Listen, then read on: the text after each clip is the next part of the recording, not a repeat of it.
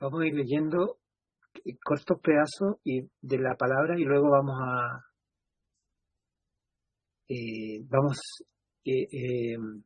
a compartir y luego seguir con los versículos. Pero antes los invito a que me acompañen a orar. Amado Señor, al invocar tu nombre, lo hacemos en plena certidumbre de fe, sabiendo esto, que tú nos has salvado, Señor, gratuitamente, por gracia, y nos has lavado con tu sangre preciosa, y nos has libertado del pecado, para que tu Espíritu Santo repose en nuestros corazones. De una plomada has quitado la impiedad y la injusticia, Señor, y has levantado nuestra cabeza para tener hoy día comunión contigo, Padre. Te bendecimos de mañana. Tú eres nuestro Dios y te rogamos nos abras el entendimiento, Señor, porque tú nos abres el entendimiento para creer en el Hijo de Dios, el objeto de nuestra contemplación, de nuestro seguimiento, de nuestra vida, quien nos lleva a ti, Padre. Como tu palabra dice, esta es la vida eterna, que te conozcan a ti, el único Dios verdadero, y a Jesucristo, a quien has enviado. Bendito seas, Señor, abre nuestros ojos, alumbra nuestro entendimiento por el Espíritu Santo, usando este capítulo 12 del libro de Segunda de Reyes. En tus manos me encomiendo y encomiendo a cada oyente presente en este momento o por medio del audio. En el nombre del Señor Jesús nos entregamos a ti, confiados, Señor, que tú dejaste tu palabra con un propósito y ese propósito, Señor, cúmplelo plenamente, Señor, dándonos entendimiento para creer en la persona de tu Hijo, Padre. Sí, Señor, porque tú, por tu Espíritu, nos has dado esa cualidad y sabemos que la tenemos, Señor. Gracias. En tus manos nos encomendamos, en el nombre de Jesús. Amén. Estamos en el capítulo 12, versículo 1, vamos a leer hasta el versículo 2. Y dice, en el año 7 de Jehú, comenzó a reinar Joás, y reinó 40 años. Y reinó 40 años en Jerusalén. El nombre de su madre era Sibia de Beerseba. Y Joás hizo lo recto ante los ojos de Yahvé todos sus días en que el sacerdote Joiada lo instruía. Amén.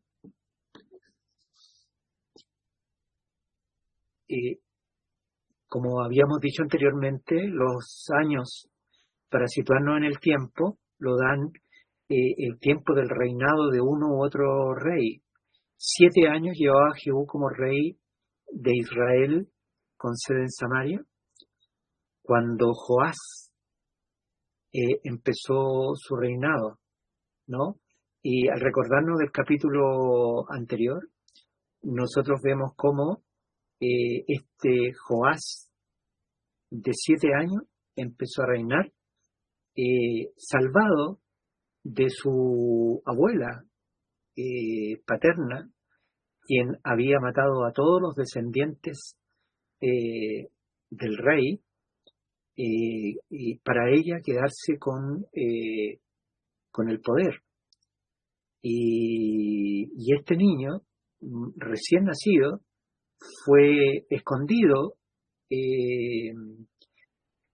por una hermana del rey anterior, Joram, y escondido en el templo durante 7 años. O sea, muy recién nacido, él fue guardado. Y aquí nosotros también lo compartimos, que como el enemigo trató de matar a Jesús mucho antes que él naciera. Era imposible que el Mesías naciera de otra descendencia sino la de David. Como dice Pablo, ¿no? Cuando empieza, ¿no? Cuando habla del Evangelio de Dios, dice que era de parte de David en cuanto a la carne. ¿Ah? Y cómo Satanás quiso destruir digamos, esta descendencia, esa que le había prometido Dios a David, que nunca iba a faltar en el reino alguien que fuera de su descendencia. Cómo Satanás atentó a través de la malvada hija de Jezabel para destruir al Señor. O sea, el ataque a Cristo no viene cuando él nace, sino que viene mucho antes. Viene desde Génesis. Nosotros vemos que el ataque es a Jesucristo. Y aquí vemos una intentona diabólica de destruir la ascendencia del Señor que Dios milagrosamente consigue destruir, ¿no? Esta conspiración.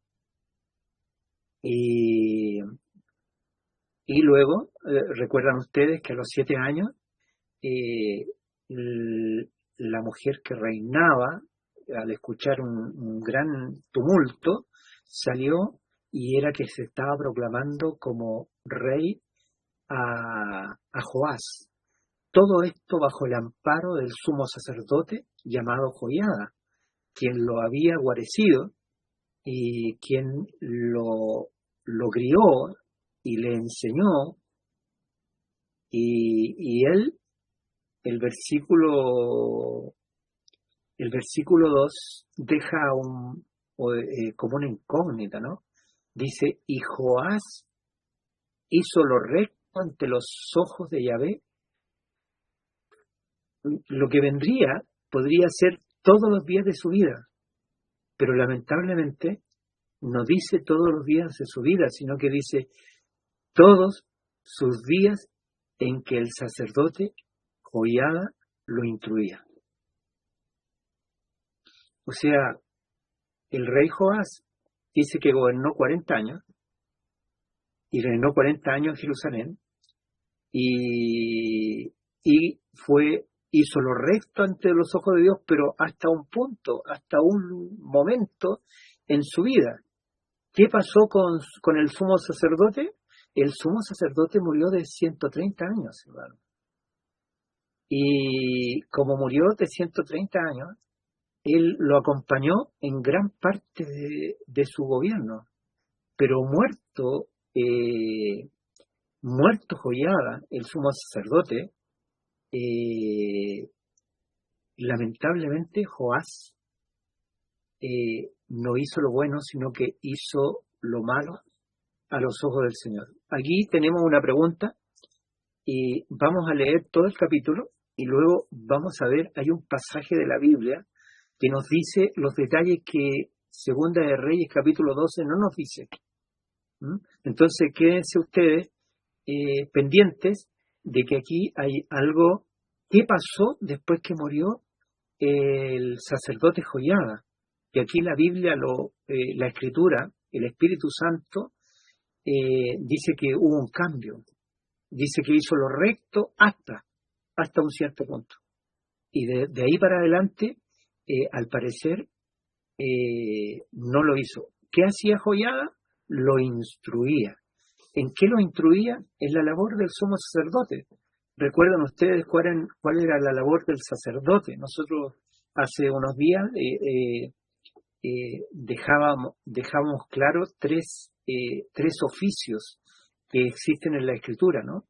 La de sacerdote, la de profeta y la de rey. ¿Mm? Cada uno tiene una responsabilidad dada por Dios. El sacerdote tiene como misión llevar a los hombres ante Dios. Y eso hizo Joiada. Durante todo el tiempo de su relación con el rey Joás, sin dejar de lado que él mismo lo condujo al trono, lo ungió, pero no solo eso, sino que estuvo con él para aconsejarlo, para llevarlo ante Dios. Y mientras vivió Joiada, Joás obedeció y estuvo sujeto al Señor, al sacerdote.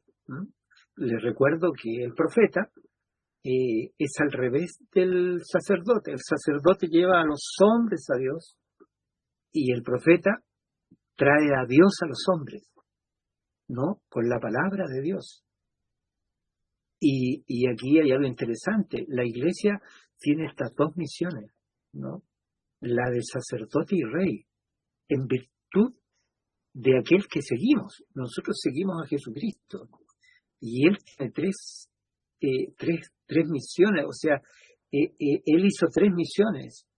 Es sacerdote en cuanto intercede por nosotros, es profeta en cuanto él predicó el Evangelio del cielo, y es rey porque se sentó en los cielos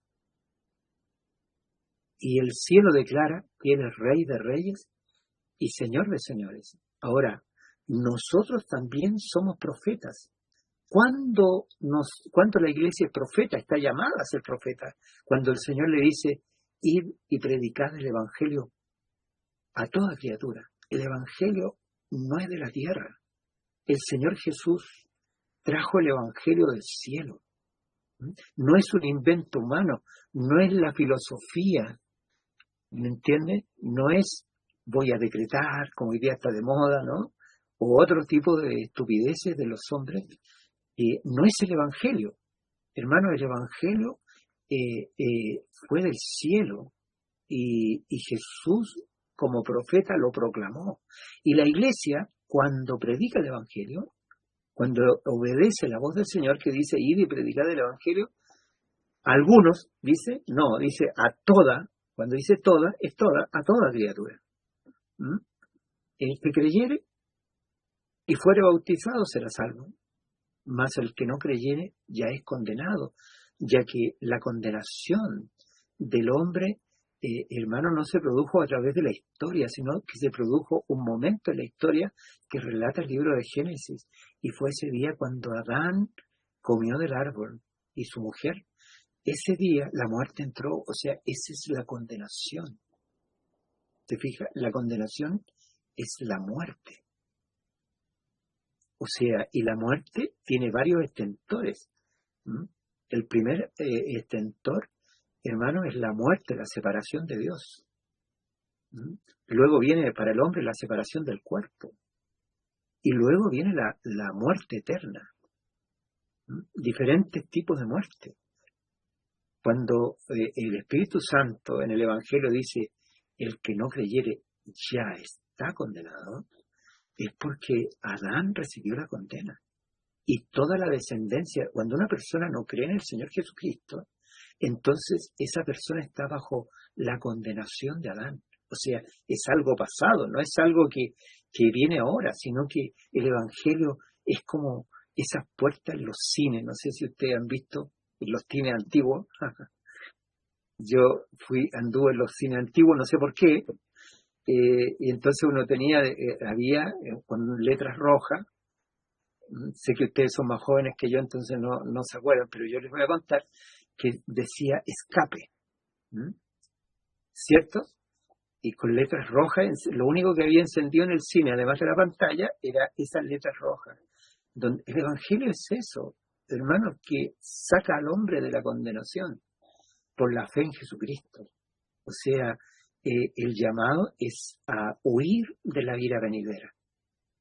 Porque la ira venidera viene sobre todo lo que está sobre Adán, ¿no? Ese es el punto de, digamos, de la condenación. El Evangelio nos viene a sacar de ese punto, bueno, y Él nos ha sacado por su obra, habiéndonos perdonado los pecados con su sangre preciosa y habiéndonos libertado del pecado, castigándolo en su cuerpo en la cruz. Nuestra salvación, hermanos, es completa y graciosa. Y yo repito esto, a veces nosotros no alcanzamos a comprender la gracia, ¿no? Y saben cómo es el Espíritu Santo y cómo Él quiere que nosotros comprendamos la gracia de Dios. Miren cómo empieza el apóstol Pablo.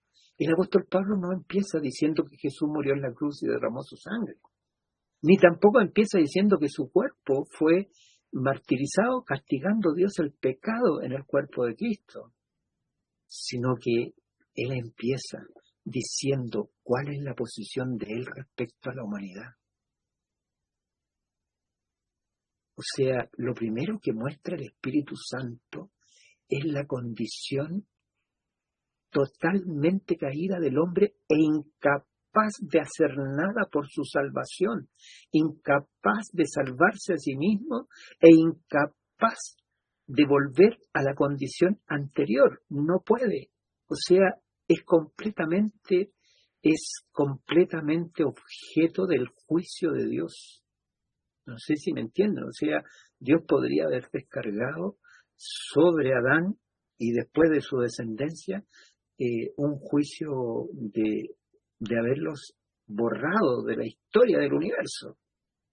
O sea, esa es la condición del hombre. O sea, ninguna capacidad no tiene el hombre. Entonces, si nosotros no comprendemos eso, no vamos a gustar de la gracia. Porque la gracia es inmerecida. La gracia Dios la da a seres corruptos y que, o sea, hermano, esto no es que nosotros nos contemplemos entre nosotros y digamos, no, yo tenía una moral alta, yo he sido un buen ciudadano. Es que nosotros nos estamos midiendo por un Dios santo. La medida que hace Dios en el libro romano es la medida de Dios, o sea, de un Dios santo. ¿Y qué muestra? Muestra que el hombre no solamente ha pecado, sino que ha muerto, y como muerto no puede volver a su estado original. No puede, es incapaz, y siempre ha sido incapaz. Entonces el Evangelio es Dios, ¿se fijan? Es Dios que le plugó, que Él quiso, y desde Génesis nos empezó a mostrar cuál era su plan. Yo le recordaba a los hermanos ese pasaje cuando Jesús en el pórtico de Betesda, y en el capítulo 5 de Juan, cuando encuentra el Señor en ese lugar al paralítico, ¿no? Y le dice, levántate, toma tu lecho. Y el hombre le toma el lecho rápidamente, se sana, y feliz va con el lecho. Parecía que todo era maravilloso hasta que lo detienen.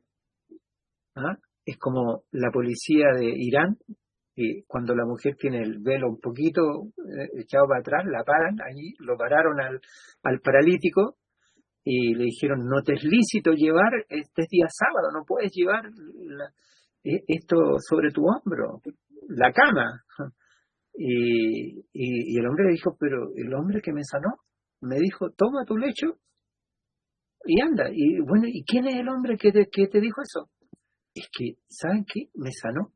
Uy, qué distinto era el Señor a nosotros, ¿no? Hermano, miren qué distinto. Imagínense que yo pase por un lugar y se sane un paralítico. ¿Qué creen que hace la naturaleza humana? ¿Cómo es la naturaleza humana? ¿Ustedes se irían o querrían que le dieran la gracia y que todos supieran que humildemente Dios me usó a mí, humildemente? El Señor vino y sanó al paralítico, hermanos, y se fue. No lo invitó a la reunión, no lo invitó a unirse al grupo de las que oran, no lo invitó a nada. Solamente tuvo misericordia de él, hermano, y lo sanó. Oh, cómo era el Señor. Hermanos, qué precioso era el Señor. Él quiso. El hombre no tenía ningún mérito, más aún. Se encuentra el Señor con él en el templo.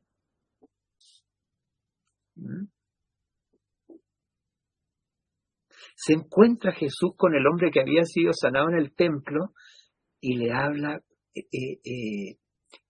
muy, digamos, con él, no público, sino que le dice, no peques más, no sea que te suceda algo peor.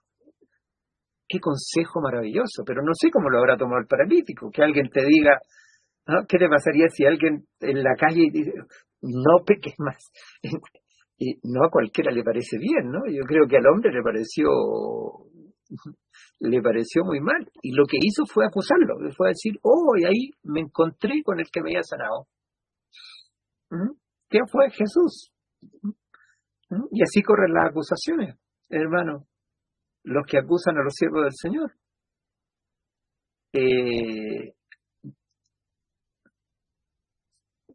Y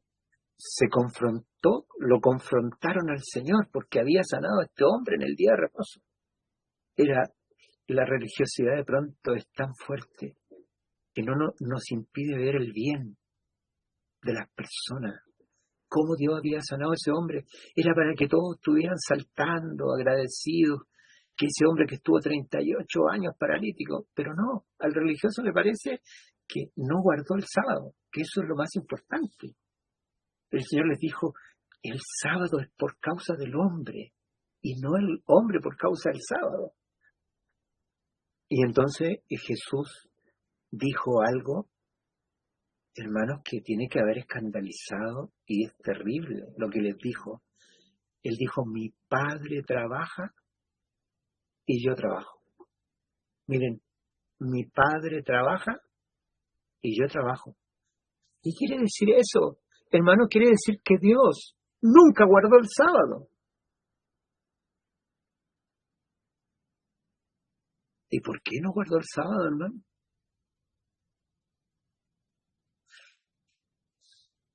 ¿Cómo podía Dios guardar el sábado si su criatura amada estaba muerta? Dios no cesó en 4000 años de historia en buscar la salida a la muerte del hombre. Y por eso Jesús le dijo eso.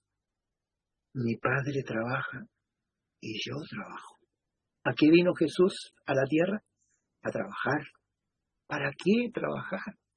Para salvar al hombre graciosamente. Hermano, graciosamente. Hermano, el Señor, hermana, a ti te ha salvado por gracia. Y eso es 24 horas del día. Te enojaste con alguien, con el esposo, con la esposa. Pero nuestra salvación pertenece porque no está en nosotros. Fue de Dios. Eso es la gracia. Dios quiere que descansemos. No depende de lo que yo hago, hermanos, sino de lo que Dios hizo. Su sangre preciosa me perdonó de una vez y para siempre.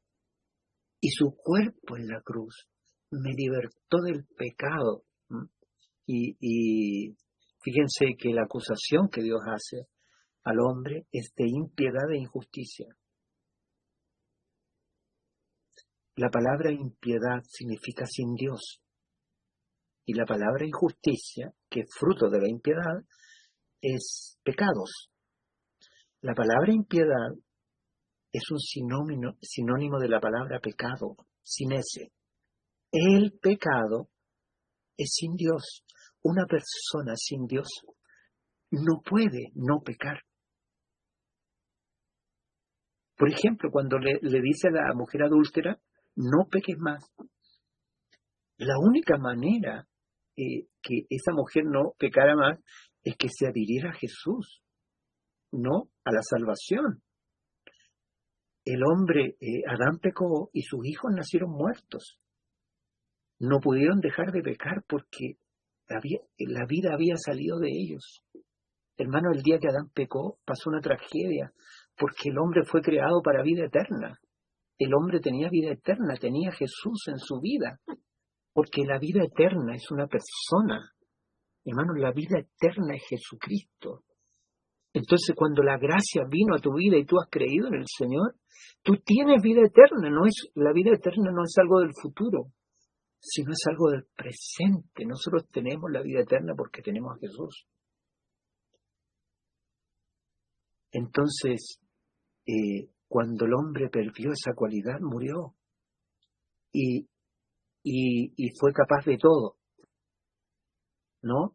De pecados. Y Jesús les mostró a sus discípulos su costado. ¿Qué había pasado con el costado herido de Jesús? Su sangre había caído a tierra. Y le dijo, miren aquí salió la sangre. ¿Qué hace la sangre? Redime, compra, es un precio. La sangre es un precio pagado por ti. ¿Quién lo pagó? Dios lo pagó por ti. Y es un precio, hermanos, que no pierde la eficacia. Dios te ha comprado para siempre por ese precio. Ha sido comprado. Y hermanos, la salvación no está sobre nuestros hombros.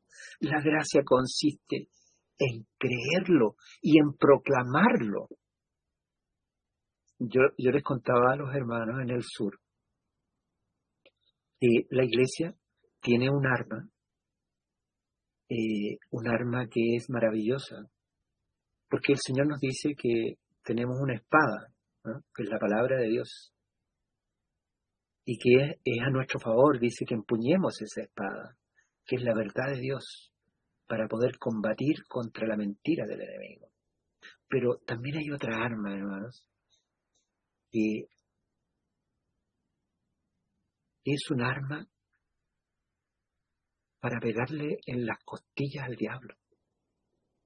Porque el diablo siempre nos está asediando, porque contra ti no puede nada, pero sí lo intenta, y lo puede intentar a través del engaño o a través de la incredulidad.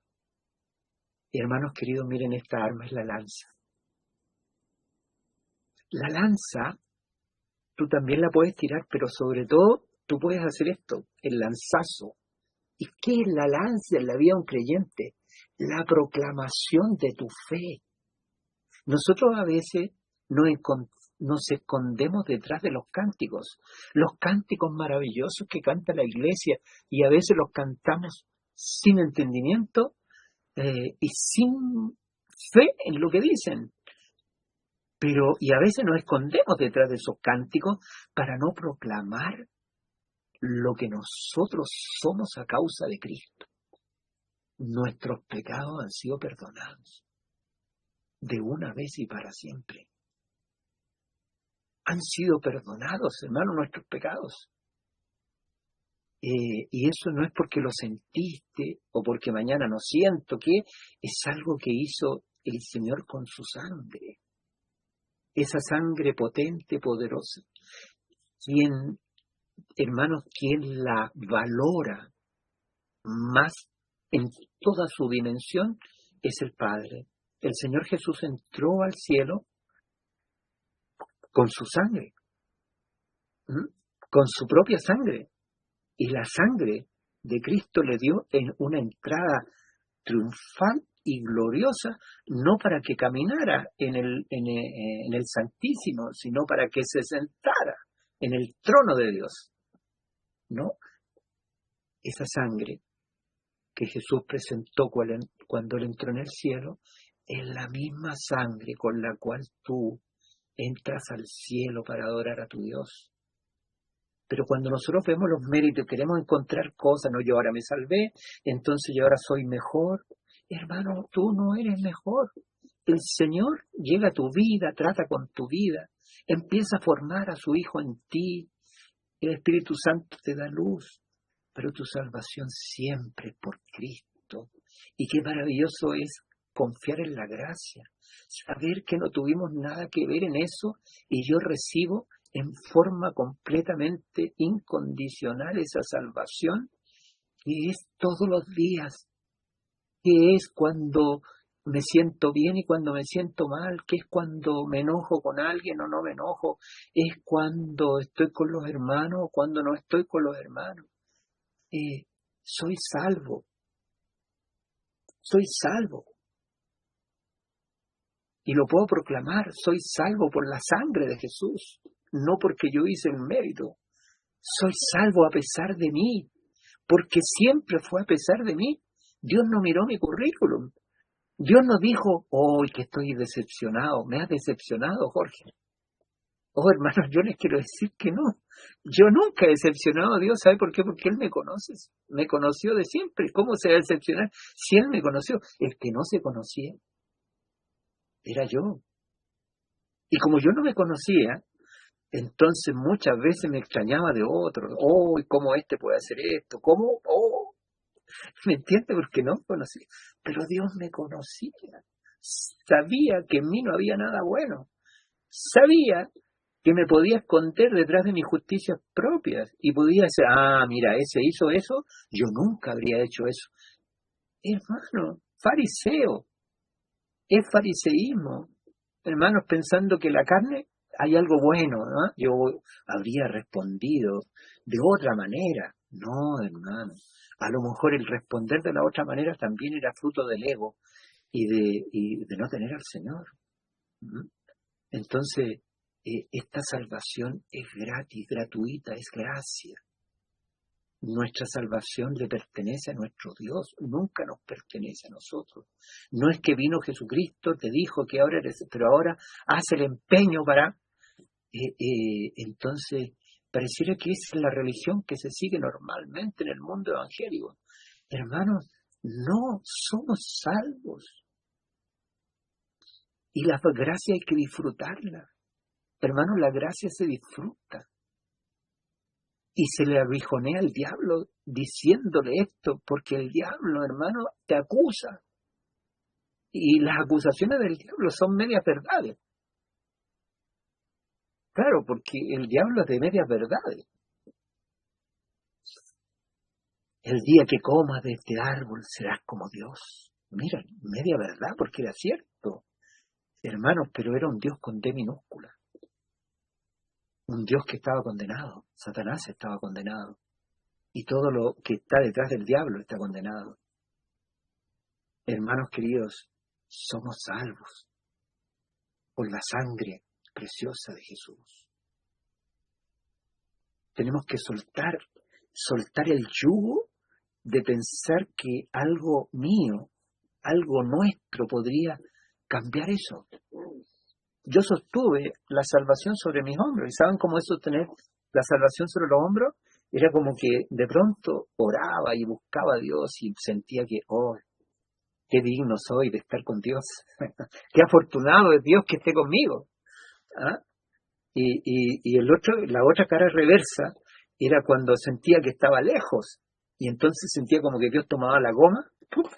Y borraba mi nombre. Y después le hacía méritos para que me volviera a anotar. Pero yo quiero decir que eso es mentira, hermano. El Señor te anotó para siempre. Porque la gracia consiste en no lo que tú has hecho, sino en lo que Cristo hizo. Esta salvación es muy grande, hermano. Él nos levantó un poderoso Salvador. Y hoy proclamo mi salvación, que no proviene de mí, ha provenido solamente de Cristo. Y no solamente me perdonó mis pecados, sino que también me mostró sus manos, donde había estado en esa cruz. Y el apóstol Pablo dice que Dios castigó en el cuerpo de Cristo el pecado.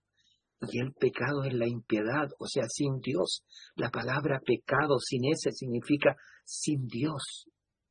El gran pecado que Dios acusa a la humanidad, que hicieron sin considerar a Dios. Más aún, hasta el día de hoy dicen, no hay Dios. Es el gran pecado de impiedad. ¿Se fijan? Eso es la impiedad. Y la impiedad tiene como fruto la injusticia. Entonces el Señor también en Romanos 6 dice que nos libertó del pecado mediante el cuerpo de Cristo. O sea, cuando su sangre fue derramada, mis pecados fueron perdonados. Pero cuando Jesús, hermanos, murió en su cuerpo, llevó el castigo. Por lo tanto, el castigo no es para nosotros. Y nos libertó para siempre de la impiedad. Hermano, tú no eres impío, tú no eres impía. pero no porque tú hiciste algo, sino por lo que Cristo hizo. Hermanos, es sobre la obra del Señor Jesucristo y no es sobre la obra nuestra.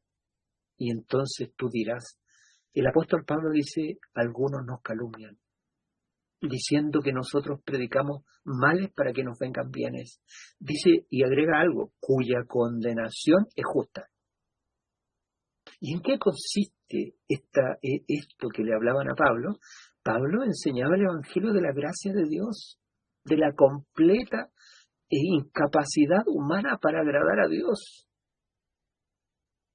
para vivir con Dios. Y gratuitamente Dios, gratuitamente, nos amistó con Él por la sangre de Jesús. Y gratuitamente nos sacó de la impiedad por el cuerpo de Cristo. ¿Y qué me ha pedido a mí? ¿Qué te ha pedido a ti? Que hagas grande esfuerzo para ahora mostrarle a Dios que eres mejor. ¿O pagarle por lo que Él ha hecho? De ninguna manera, hermano. Lo que te ha pedido y lo que me ha pedido a mí ha sido que crea, hermano querido. Me ha pedido que yo crea y que pueda proclamar que esto es verdad, que mis pecados han sido perdonados y que he sido libertado del pecado y no soy impío y que lo declare. Eso nada más me ha pedido, que yo lo crea sencillamente. Cuando los 120 hombres y mujeres estaban esperando la promesa del Padre,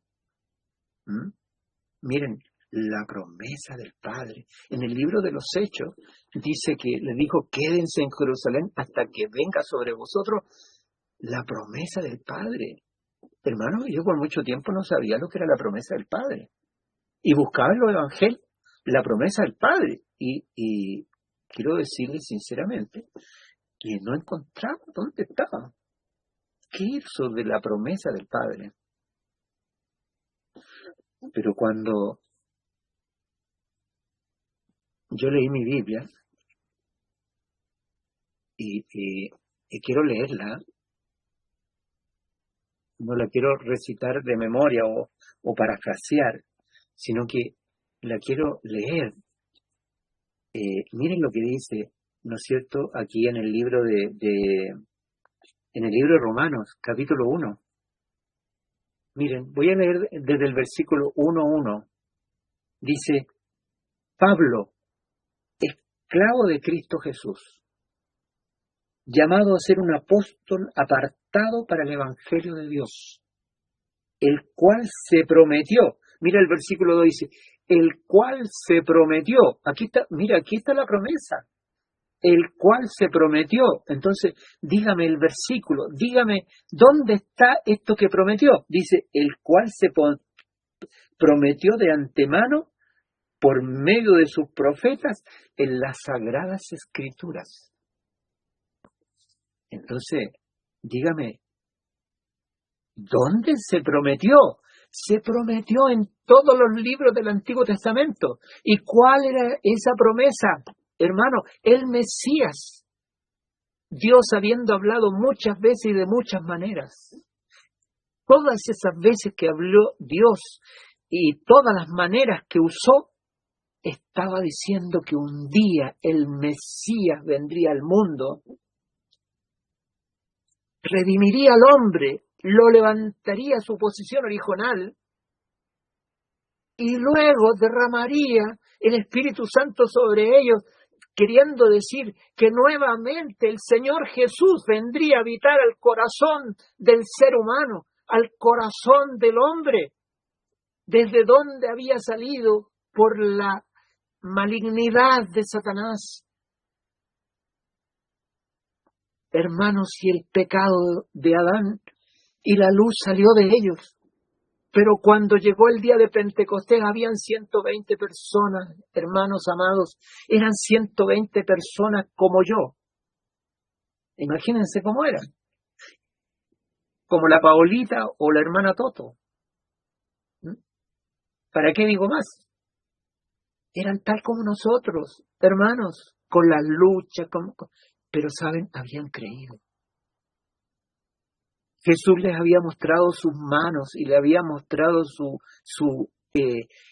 costado herido, su sangre y su muerte en la cruz, queriendo decir que habían sido perdonados sus pecados y habían sido libertados del pecado. Entonces, miren lo que pasó. El Espíritu Santo, hermanos, no podía caer sobre el hombre a causa que era pecador. Y habían ángeles, querubines, guardando ese lugar santísimo, donde el hombre no podía llegar. El sacerdote judío llegaba hasta el lugar santísimo y no podía sentarse, sino que tenía que salir rápidamente y aún podía morir adentro. El camino al lugar santísimo estaba cerrado. Habían ángeles bordados en el templo. Esos ángeles, esos querubines estaban bordados con oro, diciendo que el camino al trono de Dios estaba cerrado. Hermanos queridos, pero cuando Jesús murió, en el momento que Él murió, el velo del templo se rasgó. Oh, ¿y qué ha sucedido? Que el cielo ha recibido el sacrificio de Cristo, que la sangre de Jesús ha redimido al ser humano y que su cuerpo clavado en la cruz nos ha libertado de la impiedad del pecado. Por gracia, hermanos queridos, y nos ha abierto un camino nuevo y vivo hacia el lugar santísimo, ya que saliendo la cortina, hermanos, que nos separaba, hoy día está abierto el camino al lugar santísimo, a Dios. Esos 120 personas, hermanos queridos, fueron trasladados de la tierra al cielo. El Espíritu Santo vino sobre ellos. Miren lo que sucedió. El Espíritu Santo vino sobre ellos y con él Jesús a habitar en el corazón de ellos. Pero ellos se fueron al cielo. Cristo en mí y yo en él. Oh, ellos no entendían eso, pero ese día ellos entendieron que la gracia de Dios era más abundante de lo que ellos pensaban o podían entender. Por gracia habían sido perdonados por la sangre preciosa de Jesús. Eran salvos por la sangre preciosa de Jesús. Habían sido libertados del pecado o de la impiedad. Por ese cuerpo herido el precio estaba pagado. Pero la gracia no concluye ahí. La gracia es que el Espíritu Santo vino sobre ellos. Vino la vida de Jesús. Hermanos, lo que Dios espera no es que nosotros imitemos a Jesús, sino que sigamos a Jesús que vive en nosotros. Y hay una diferencia, ¿no? Entonces miren lo que es la lanza, la plena certidumbre de mi salvación, pero no basada en que yo ahora soy mejor, sino basado en que la salvación es mejor. Que peleé, no peleé, me sentí, lloré, reí, soy salvo por la sangre de Jesús. No soy impío, pero Él lo ha hecho, no está sobre mis hombros, Él lo ha hecho, y más aún, el Salvador vino a salvarme en el día a día, viviendo en mi corazón. Hermano, Él vive en ti, Él vive, hermano, es una convicción, pero es que de repente aparezco yo, no importa que aparezcas 1000 veces y el Señor aparezca una, pero hay una realidad maravillosa, Él vive en ti. Y qué bueno es poder proclamarlo, porque Dios llama lo que no es como si fuera. Dios lo llama, Dios te llama salvo, Dios te llama pío, piadoso, y Dios te llama que tienes el Espíritu de su Hijo en tu corazón. Entonces, ¿quién eres tú para desdecir eso? Para tener una religión basada en tus emociones, me siento de esta manera, o me siento culpable, o Oh, disfruta tu salvación. Su gracia consiste también en que Cristo vive y te socorre. Nuestro socorro es la misma vida del Señor en nosotros. Ese es el socorro. No es que tú vas, ahora lo voy a lograr, porque ahora entendí. Déjame solito, porque ahora yo ya lo vi. No, hermano. El entendimiento es cuando tú dices, no yo, sino Cristo. No yo, sino el que me habita. No yo, sino que el Espíritu de Dios que hace que Cristo sea una realidad en mi vida. Todo esto, hermanos, a causa de lo que pasó con Joás, que tiene como bajo el consejo de Joiada, que era como el Señor al lado de él. Yo por eso digo esto, porque nosotros tenemos a Cristo, tenemos a nuestro Joiada, Cristo es nuestro Joiada.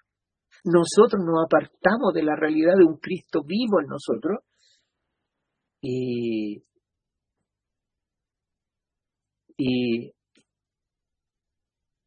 nos empezamos a perder, nos empezamos a mirar a nosotros mismos, ¿no? Y a veces da aquellas cosas que nos parecen que son de humildad.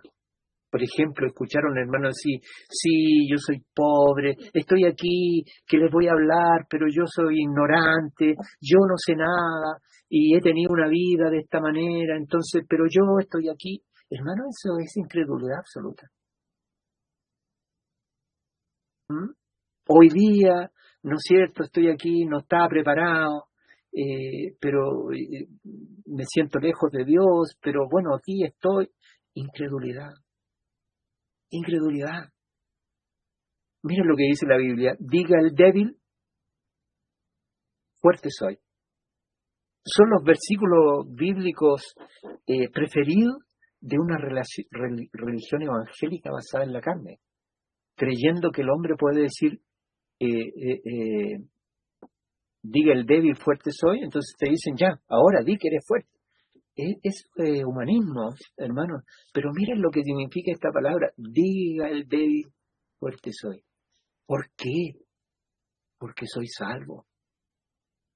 Por la obra de Cristo, por ningún mérito mío. No que ahora voy a empezar a ser fuerte, voy a hacer cosas que Dios nunca me ha mandado, pero como yo soy el fuerte y el que voy y el que hago y el que decreto cosas, eso es la carne, ¿no, hermano?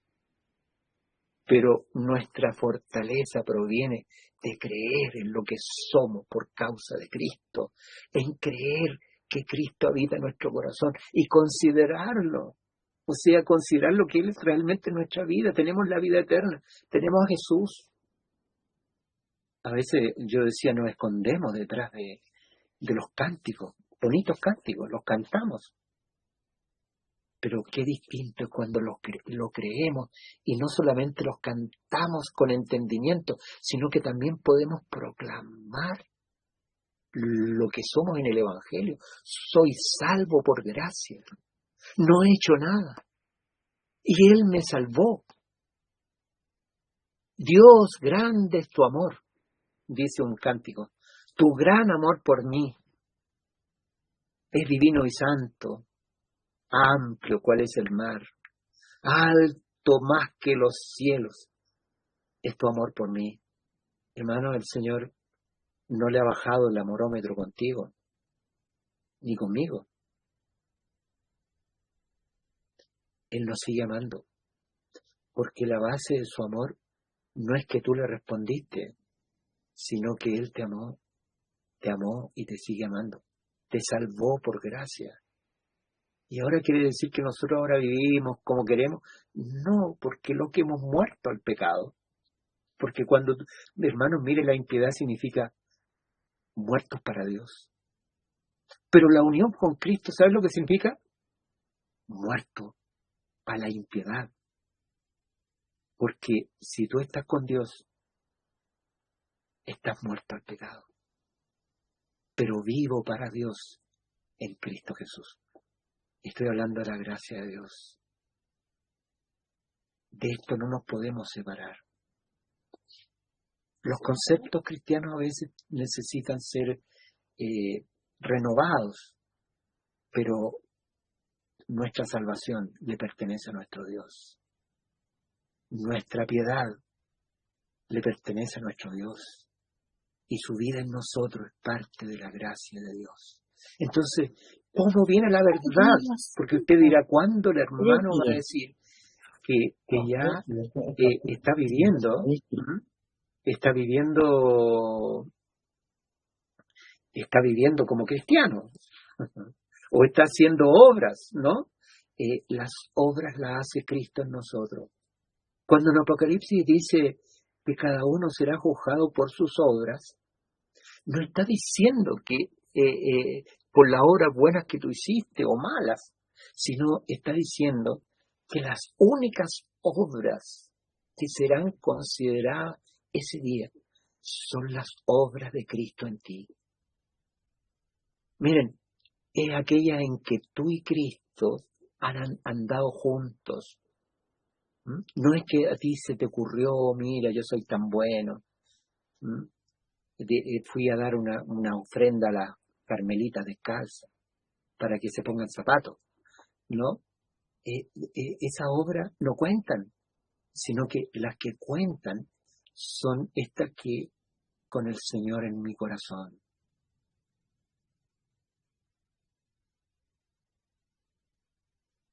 Nosotros podemos tener una cruz como una medalla, hermanos, pero miren, nosotros llevamos una cruz, pero también llevamos a Jesús en nuestro corazón. Él vive en nuestro corazón. Él vive. Él vive. Jesús vive. Jesús vive. Y entonces me ha pedido Dios que lo crea, porque no es meritorio. No es porque tú oraste mucho, sino es porque Él vive. Entonces yo les voy a decir lo que es la oración, porque a veces uno lo mira desde la perspectiva del deber y uno siente, no oré mucho, no he orado mucho. Si les preguntara a ustedes, no les voy a preguntar cuánto hemos orado, no les voy a preguntar, pero miren, hermanos, muchas veces nosotros hemos orado poco, lo vemos como un deber. ¿Y saben lo que es la oración? La oración es un privilegio de amor, porque el que ama a Jesús quiere estar con el amado, y ese momento de intimidad te lo da cuando tú invocas el nombre de Jesús. ¿Te fijas? Es amor. Remedio para la oración. Ánimo para que oremos. Encuéntrate con tu amado. Y Él se va a encontrar contigo y te va a fortalecer. Gloria a Dios. Entonces, Joás dice, hasta que partió Joiada, que lo instruía. Jesús nos instruye en nuestro corazón. No podemos sacar la vista de Él. No podemos dejar que Él ya no viva. No podemos encerrarlo detrás de nuestras necesidades e intereses o temores, sino dejarlo salir. Es lo que Dios le dijo a Faraón a través de Moisés, deja salir a mi hijo. Y nosotros tenemos un Faraón fuerte, que es nuestra naturaleza carnal, dura, sin quebrantamiento. Y a veces el Señor nos lleva por el camino del quebranto. ¿Para qué el camino del quebranto? Si bien es cierto, uno tiene un entendimiento dado por Dios, pero sobre todo la cáscara se quiebra para que aparezca Jesús, el Jesús vivo, que no es conceptual, sino vivo, hermanos. Jesús vive. Y Jesús vive en nosotros, en ti y en mí, por gracia. ¿Lo sientes? Maravilloso. No lo sientes lo mismo, porque lo crees y lo proclamas. Bendito sea el Señor. Entonces dice, versículo 3, solo que no se abandonaron los lugares altos, pues el pueblo todavía seguía sacrificando y quemando incienso en los lugares altos. O sea, aquí en Santiago y en todas las, me imagino, lugares donde hay cerros, se ponen los ídolos. Aquí nosotros tenemos una gran imagen de la Virgen María en el Cerro San Cristóbal, ¿no? Donde la gente peregrina, y en todos los lugares altos se pone la adoración de imágenes y de dioses falsos, hasta el día de hoy, ¿no? Y a pesar de que Joás había sido un buen gobernante y había restaurado cosas, pero eso seguía todavía latente en Israel. El versículo 4 dice: Joás dijo a los sacerdotes: toda la plata consagrada que se acostumbra a traer a la casa de Yahvé, tanto la plata del rescate de cada persona, según está estipulado, así como la plata que cada uno trae voluntariamente a la casa de Yahvé, recíbanla los sacerdotes, cada uno de parte de su administrador, y reparen ellos los portillos de la casa donde quiera que se hallen grietas. Y aquí ustedes ven una de las responsabilidades del rey. ¿Se fijan? O sea, la responsabilidad del rey es que la adoración esté a la altura. La responsabilidad de nuestro Señor Jesucristo es haber levantado un altar mediante el cual la iglesia se reúne en torno a ese altar para adorar a Dios. ¿Y cuál es ese altar? El recuerdo de la muerte del Señor por nosotros, que nos ha traído esta salvación. Cuando nosotros, hermanos, participamos del cuerpo y de la sangre del Señor Jesús, hermanos, estamos hablando de lo íntimo de nuestra fe. Estamos hablando de la gracia de Dios. Estamos hablando que la sangre de Jesús nos ha limpiado de todo pecado y lo podemos proclamar. El domingo es para proclamar esa verdad. Que nuestra boca no se calle al decir que es por esa sangre que hemos sido salvos, que tenemos vida. Pero también ese pan, hermanos, que representa la liberación del pecado. Porque nosotros fuimos sacados de la impiedad al ser unidos al cuerpo de Cristo en su muerte y resurrección. Ese pan hoy día no representa solo a Cristo muriendo en la cruz, sino a Cristo unido a nosotros para siempre. ¿Se fijan? Y eso es lo que es, cuando es un rito, es algo que se hace, y a veces se cantan cosas, pero hermano, ¿cuándo deja de ser rito la mesa del Señor? La mesa del Señor deja de ser rito cuando yo la disfruto y creo en la sangre de Jesús. Cuando la veo como algo eficaz en mi vida. Cuando veo la muerte del Señor como mi muerte y mi liberación. Hermanos, porque Cristo ha venido a ser parte de nuestra vida. Nos ha sacado de la impiedad, nos ha sacado del pecado, porque Él vino a vivir a mi corazón. Él vino a mi corazón, Él vino a tu corazón. Y eso es lo que proclamamos cuando participamos de la mesa del Señor, como algo vivo. No como algo muerto. Lo creo. Levanto, esto ha venido de Dios.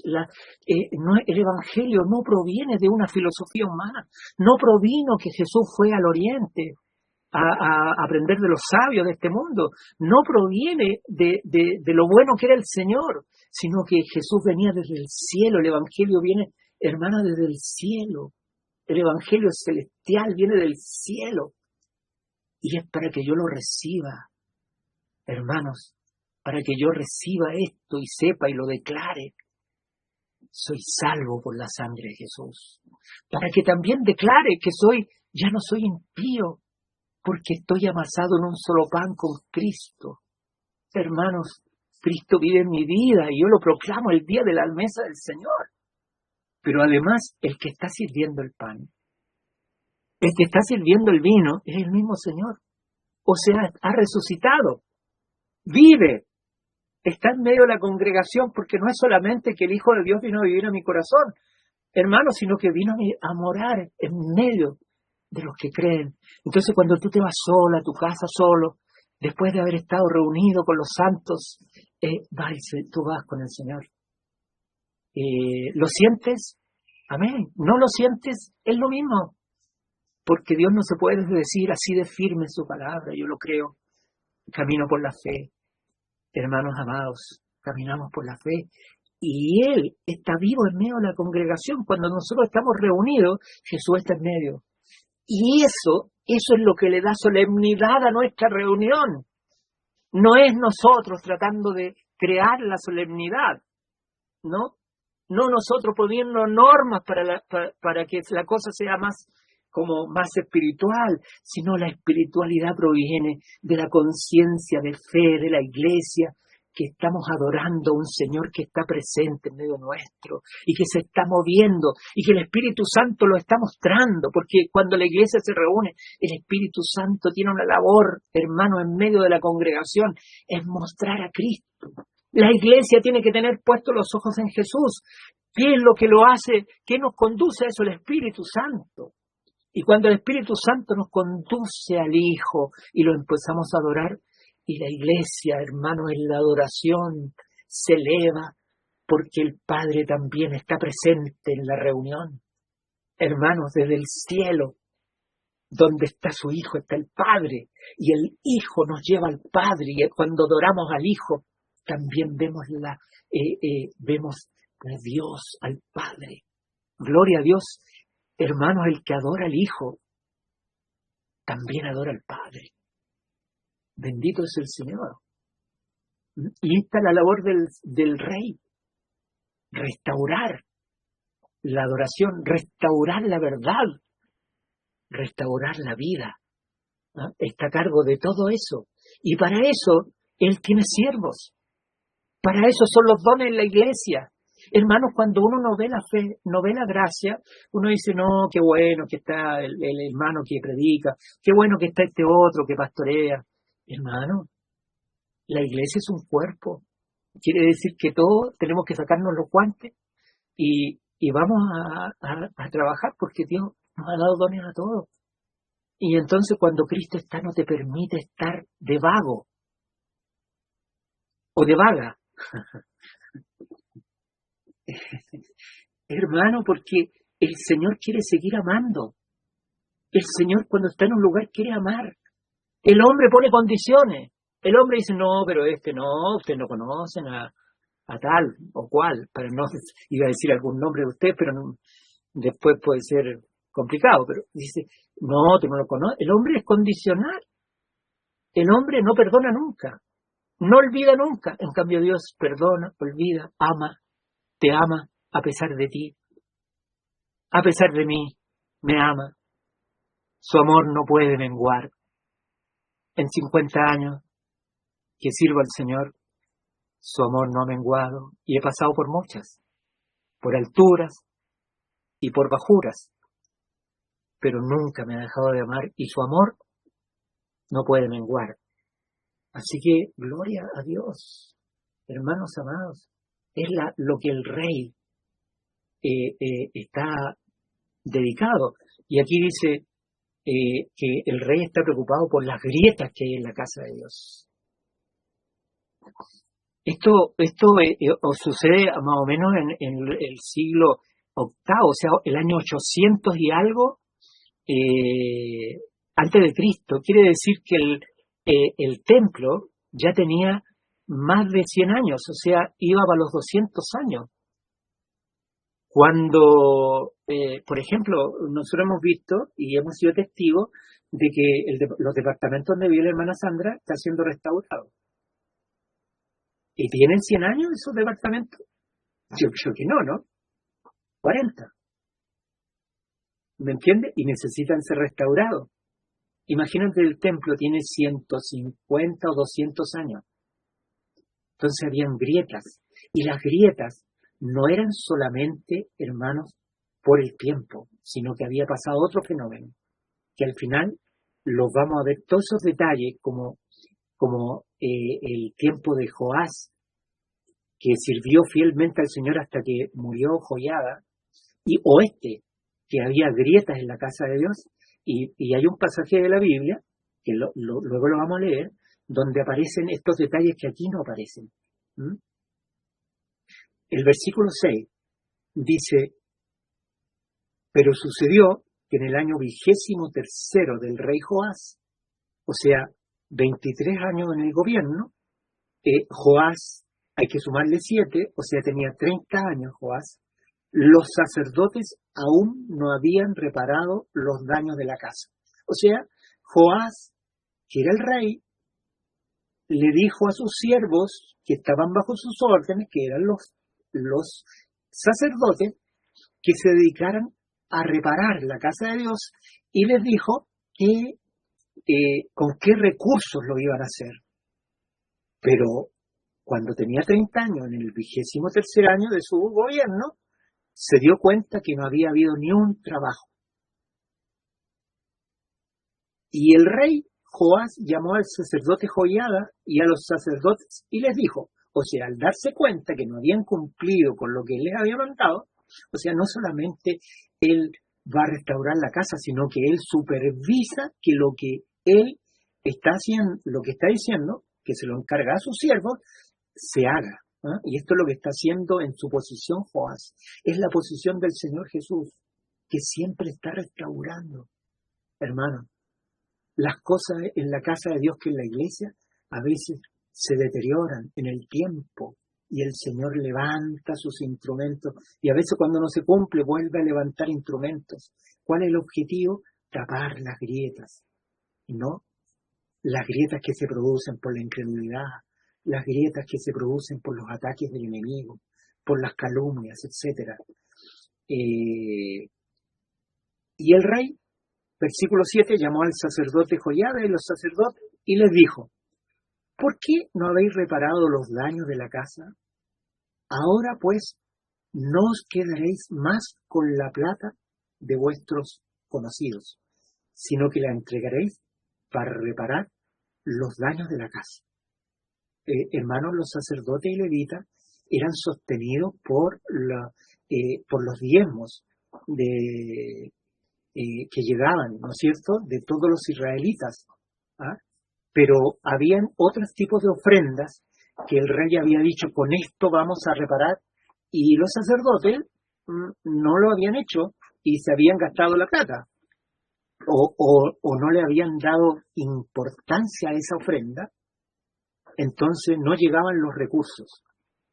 Y los sacerdotes, versículo 8, consintieron en no tomar más dinero del pueblo, ni estar a cargo de reparar los daños de la casa. O sea, ellos no eran los instrumentos adecuados. Los sacerdotes tenían otra misión. Entonces aquí claramente ellos se dieron cuenta, y el rey también, que se los tenía que encargar a otras personas la reparación de la casa.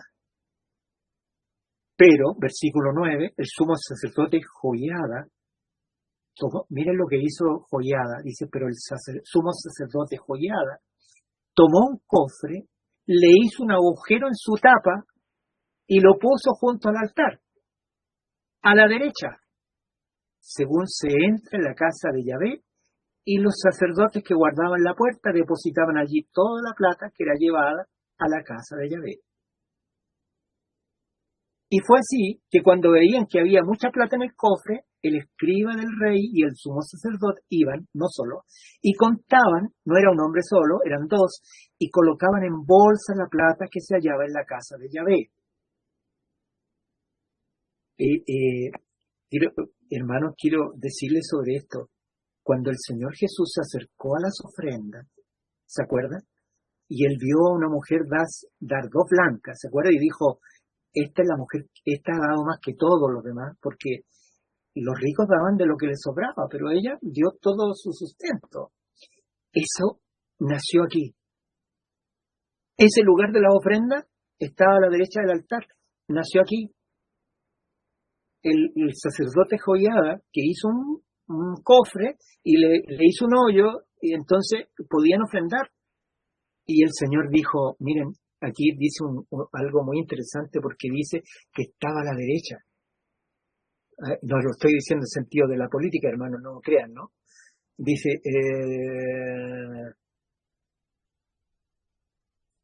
tomó un cofre, versículo 9, le hizo un agujero en su tapa y lo puso junto al altar a la derecha, según se entra en la casa de Yahvé. Y los sacerdotes que guardaban las puertas, etcétera, pero dice que estaba en el templo. Hay algunos que piensan que poner la ofrenda en la reunión es como algo impropio, y proclaman que hay que ponerla atrás, allí en un lugar donde nadie la vea, como algo, ¿cómo decirte?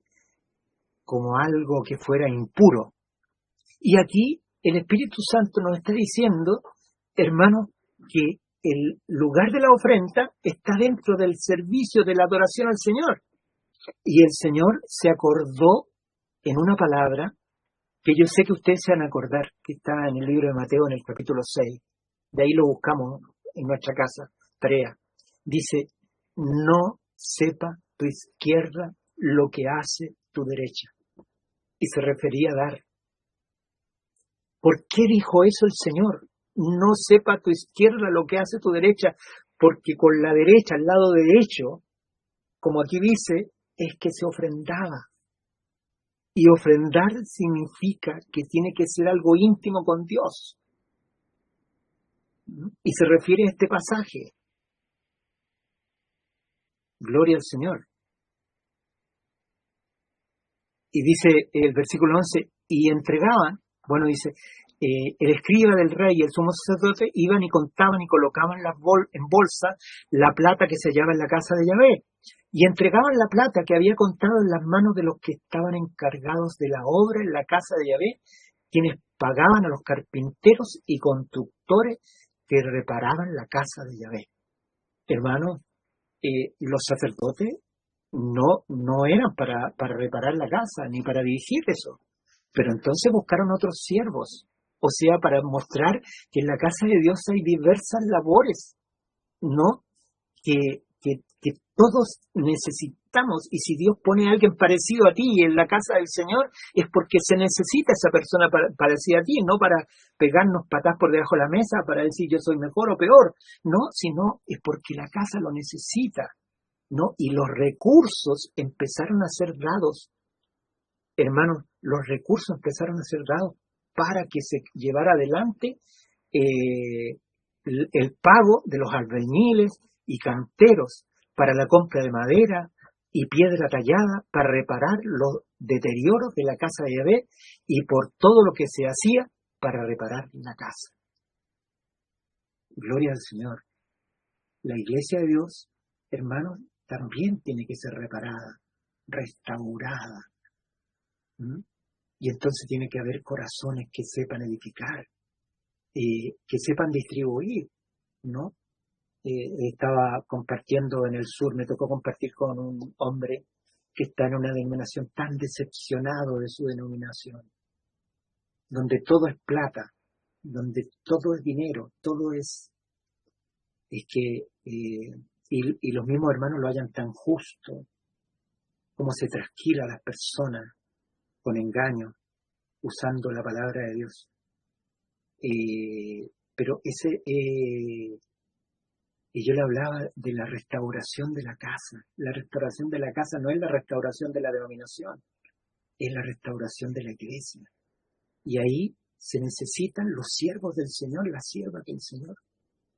Todos partícipes. Esto que hablamos de Cristo en nosotros, hermano, es tan necesario porque Cristo es el que quiere actuar usándonos a nosotros. Usándonos. La iglesia no necesita a Jorge Parra. La iglesia necesita a Cristo que se manifiesta a través de este cuerpo. Cristo no necesita a un Jacob Sandoval, necesita a Cristo en Jacob Sandoval, actuando. Y se necesitan los recursos. Yo les decía a ese hermano, en las iglesias evangélicas, que han tenido mucho poder dentro de Chile, en una se les mete plata a un hombre hasta que salga por las orejas, y eso sirve para que se corrompan, en vez de darles un sueldo justo y no bajo, pero lo demás, poder pagar, permitir que misioneros, y Chile debería tener el mundo lleno de misioneros. No hay recursos. O la otra denominación gasta en hacer templos suntuosos, inmensos, miles y millones gastados en edificios, hermanos, y no en las piedras vivas de la iglesia, misioneros, hermanos que puedan servir al Señor con dones especiales.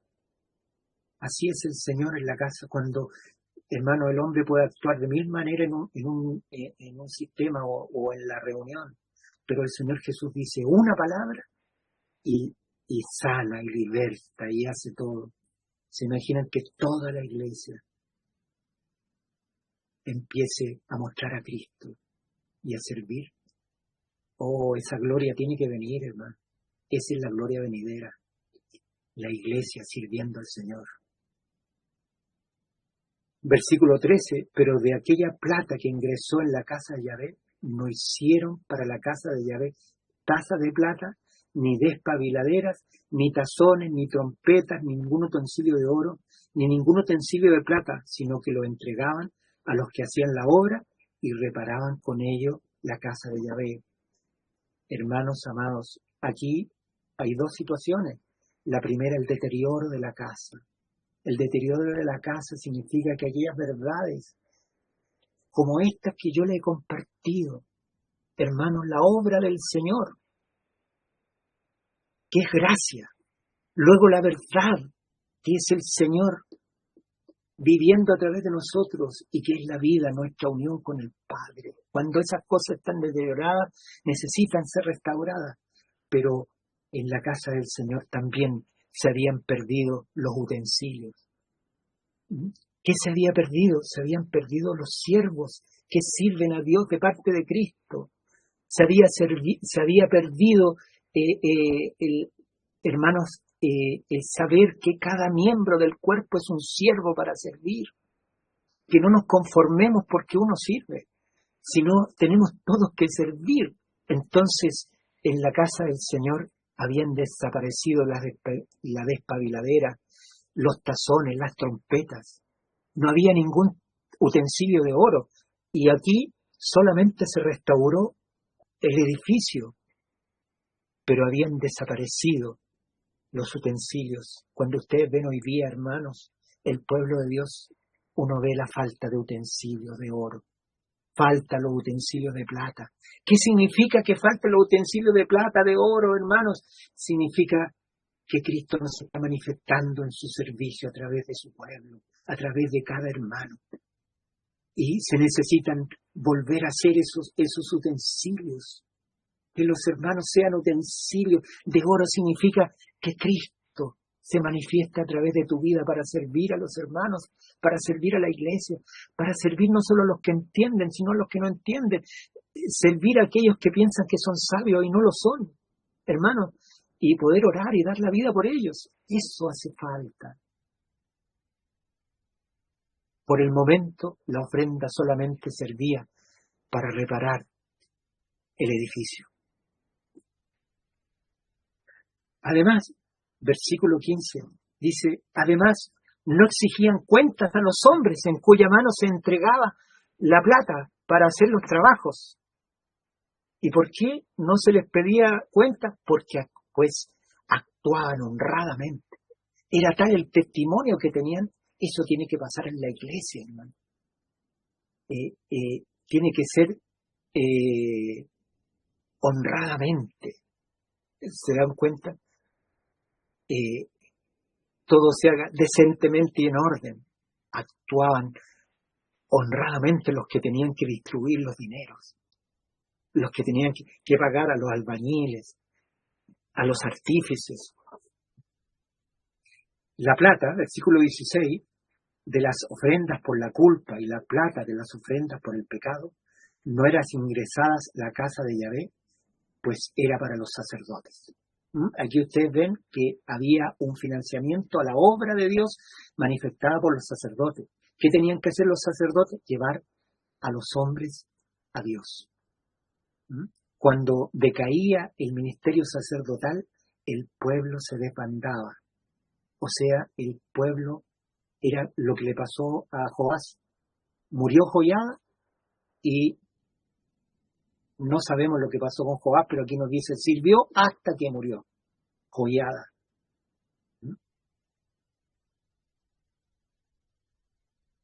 Versículo 16, la plata de las ofrendas por la culpa era para los sacerdotes, ¿no?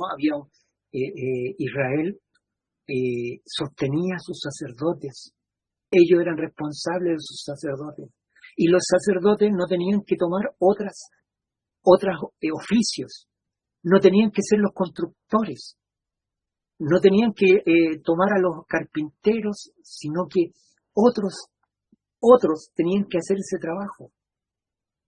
No es un hombre haciendo todo, sino que es la iglesia y el sacerdote dedicándose a lo que se tiene que dedicar, a Dios y a llevar a los hombres a Dios, ¿no? Y dice el versículo 17, en aquel tiempo Hazael, rey de Siria, subió y luchó contra Gat y la conquistó. El rey de Siria, recuerden que Gat era una ciudad filistea que quedaba en la costa del mar Mediterráneo y más hacia adentro estaba Israel. Pasaron, me imagino, por el norte y tomaron la ciudad de Gat y la conquistaron. Y Hazael se dispuso a subir contra Jerusalén. ¿Se acuerdan de la profecía de Eliseo? Cuando lloró Eliseo, cuando Hazael no era rey, y él lloró porque dijo, ¿cuánto vas a hacer sufrir a mi pueblo? Refiriéndose a Hazael.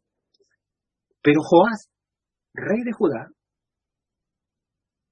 tomó todos los objetos consagrados que habían ofrecido su padre Josafat, Joram y Ocosías. Esta es la genealogía de los reyes, ¿no? Ocosías, Joram y Josafat, reyes de Israel. Y sus propios objetos consagrados, y todo el oro que se encontraba en los tesoros de la casa de Yahvé y en la casa real, y lo envió a Hazael, rey de Siria, el cual se retiró de Jerusalén. Esto muestra un poco lo que pasó cuando desapareció Joiada de la vida de Joás. Y vemos que estos objetos, este oro, representa el servicio de todos los creyentes, representa los utensilios que Dios usa en medio de la casa del Señor y los entregó al enemigo, los entregó para que estuvieran donde Dios no habita. Y luego dice, versículo 19, el resto de los hechos de Joás y todo lo que hizo no están escritos en el rollo de las crónicas de los reyes de Judá.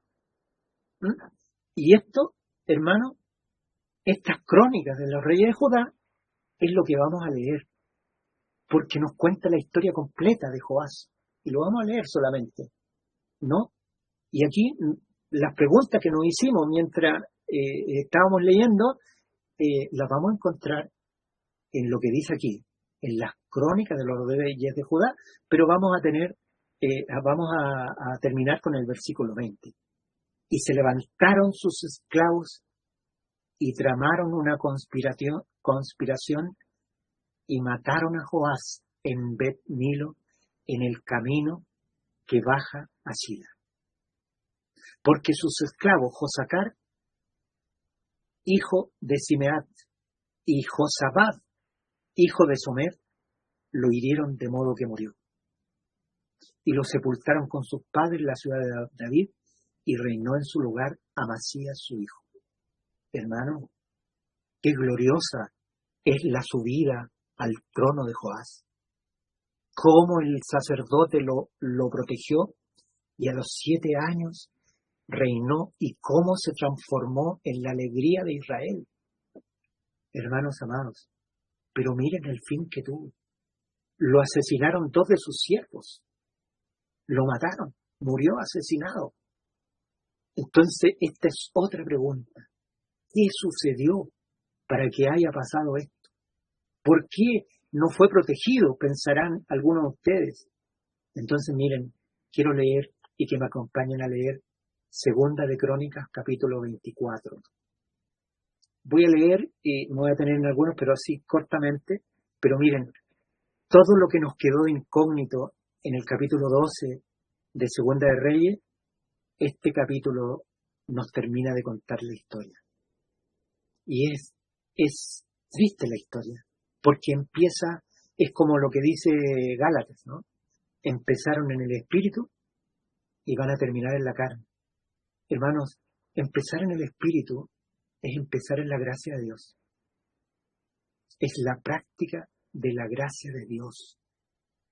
Cuando tú te das cuenta lo miserable que eras y eres tú, y que Dios te ha salvado eternamente, potentemente, por su pura gracia y amor. Pero ¿cuándo se transforma esta gracia, hermano? Cuando entra la religión de la carne. Y la religión de la carne es yo tratando de agradar a Dios. Hermano, la religión del Espíritu. Miren la diferencia, hermano, entre la religión del Espíritu y la religión de la carne. La religión de la carne es el hombre tratando de llegar a Dios. Y nunca tú te sientes contento ni satisfecho porque siempre te falta algo. O pensaste, o dijiste, o hiciste, o el diablo te recuerda tu pasado. Esa es la religión de la carne. El hombre tratando de llegar a Dios. Pero yo quiero decirles cuál es la religión del Espíritu. La religión del Espíritu es Dios llegando al hombre. Dios ha llegado a ti. El Evangelio, Dios ha llegado a ti, no te ha considerado a ti, sino que te ha salvado porque Él ha querido, te ha santificado porque Él ha querido, ha venido a hacer habitación a tu corazón porque Él ha querido. Y eso es lo que celebramos.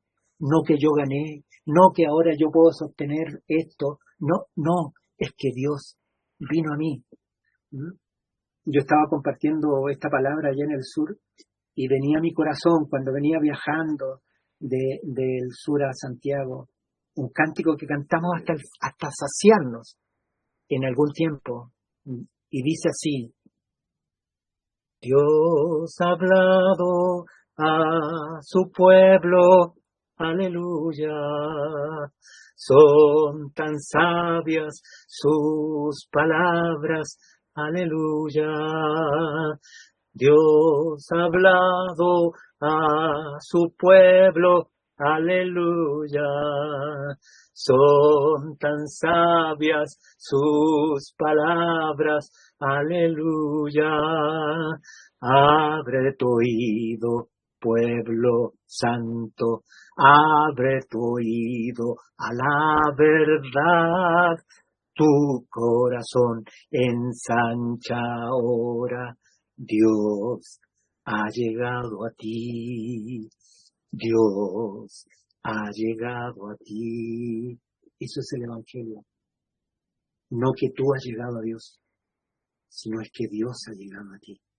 ¿Se dan cuenta de la diferencia? Cuando tú caminas en la religión de la carne, nunca estás satisfecho. Siempre va a haber la falta, siempre va a haber el detalle, siempre va a haber algo. Pero queridos, cuando tú, a pesar de ti mismo y tal como tú eres, te das cuenta que tú no buscaste a Dios, que Él te buscó, te perdonó, te salvó, te santificó y te abrió el camino al Santísimo. Es gracia, es la religión del Espíritu. Dios ha llegado a ti, hermano, Dios, y eso es lo que el corazón se tiene que ensayar para recibir. Dios ha llegado a ti, Dios ha llegado a ti. Y entonces versículo 1 dice, y Joás era de 7 años cuando comenzó a reinar, y reinó 40 años en Jerusalén. Aquí nos cuenta lo mismo que Segunda de Reyes, ¿no? Estamos bien hasta ahí.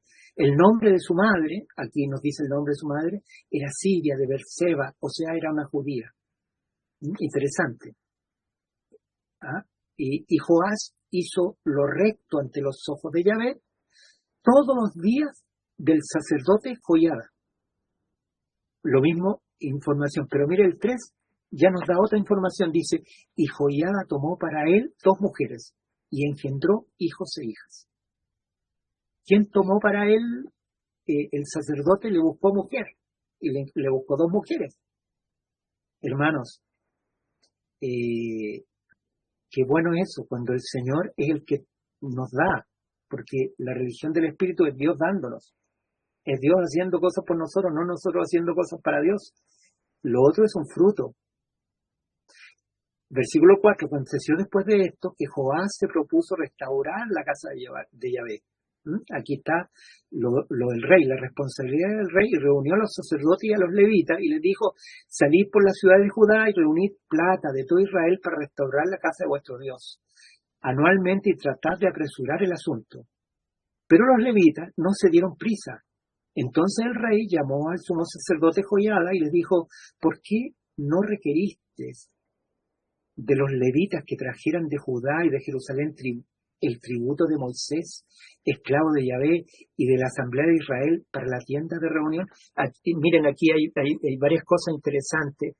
La primera es que no es que ellos se quedaron con la plata, sino que sucedió que ellos no fueron para pedir al pueblo, dice, el tributo de Moisés.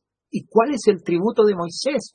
El tributo de Moisés es la ofrenda voluntaria que él levantó para construir el tabernáculo. Recuerden que él le pidió a Israel que ofrendara voluntariamente para la construcción del tabernáculo. Voluntariamente. Entonces, aquí está diciendo que esta ofrenda no era contemplada en la ley, sino que era una ofrenda voluntaria, tal como se construyó el tabernáculo. Y ahora, para reparar, se necesitaba también la ofrenda voluntaria, o sea, que naciera del corazón, o sea, que naciera del amor por Dios de los israelitas. Dice, porque los hijos, miren, y aquí viene otra respuesta, dice, porque los hijos de la impía Atalía habían deteriorado la casa de Dios y además habían usado para los Baales todos los objetos consagrados de la casa de Yahvé.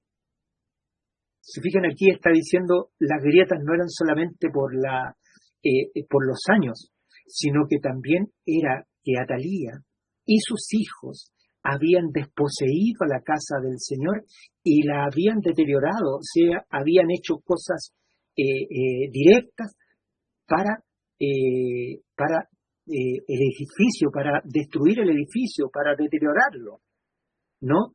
Y los utensilios lo habían usado para los ídolos. Cuando los utensilios del Señor, sus siervos, hermanos, no están en la casa del Señor para servir y están para servir otros intereses. En este caso, el falso dios Baal, que adoraba a Atalía, que había cerrado prácticamente el templo y había él y sus hijos adorado a Baal, había hecho templos para Baal y habían sacerdotes de Baal, y la casa del Señor había perdido los utensilios y había sido voluntariamente, o sea, por la voluntad de los hijos de Atalía y de Atalía, la habían estado destruyendo. El rey, se refiere a Joás, dispuso entonces que hicieran un cofre y lo colocaran fuera en la entrada de la casa de Yahvé. El rey dispuso eso y en Reyes dice que ese cofre, Joiada le hizo un agujero al medio para poner la ofrenda. Y pregonaron por Judá y Jerusalén, pues pregonaron. Esta ofrenda voluntaria era pregonarla. Hoy día también nosotros tenemos que pregonar. ¿Qué es lo que tenemos que pregonar? Que sirvamos al Señor. Pregonemos que Dios quiere la ofrenda, la mayor ofrenda de tu vida, y que es tu propia vida.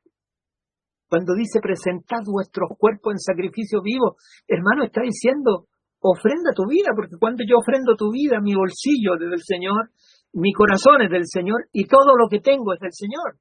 Entonces, proclamaron, el Evangelio también es proclamar de aquellos que han recibido las abundantes riquezas de su gracia, puedan ofrendar voluntariamente sus vidas para que Cristo lo tome, hermanos, para su casa, y el Señor y el Evangelio y la Iglesia, hermanos, estén a la altura de lo que Dios merece.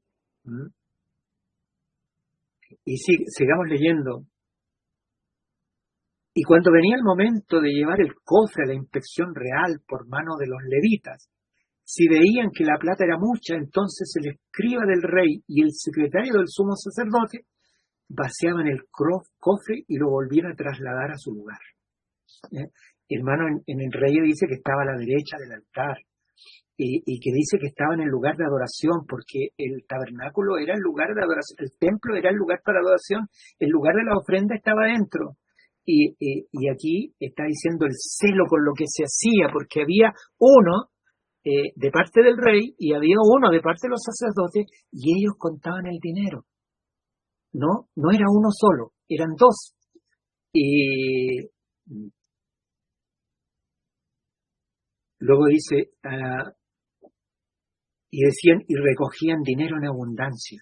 O sea, cuando ellos pregonaron, ¿no? Por Judá y por Jerusalén, que trajeran a Yahvé el impuesto de Moisés. Ese impuesto de Moisés era la ofrenda voluntaria para el tabernáculo, y aquí era la ofrenda voluntaria que nacía del corazón del pueblo. Y entonces aquí dice que era mucha, ¿no? Y dice, y recogían dinero en abundancia. O sea, Dios dio en abundancia y el pueblo daba voluntariamente en abundancia.